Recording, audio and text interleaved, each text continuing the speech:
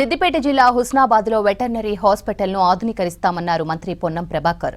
హుస్నాబాద్ పర్యటనలో భాగంగా స్థానిక పశు వైద్యశాలను మంత్రి వాకిటితో కలిసి పరిశీలించారు పొన్నం ప్రభాకర్. హుస్నాబాద్లో పశు సంపద ఎక్కువగా ఉందన్నారు. వైద్యశాలను ఆధునీకరించాలని పొన్నం కోరగా వాకిటి శ్రీహరి సానుకూలంగా స్పందించారు. త్వరలోనే పనులు మొదలు పెడతామన్నారు. కార్యక్రమంలో ఫిషరీస్ చైర్మన్ మెట్టు సాయి కుమార్ పాల్గొన్నారు.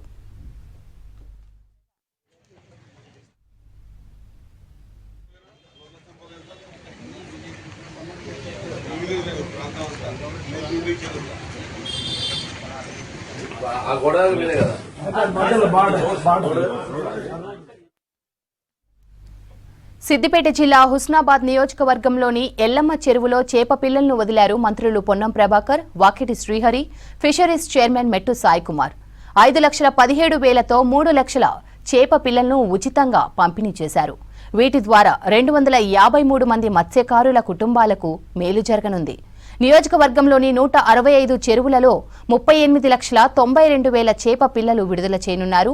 ఈ పథకం వల్ల నియోజకవర్గంలో 4,144 మంది మత్స్యకారుల కుటుంబాలకు మేలు జరగనుంది.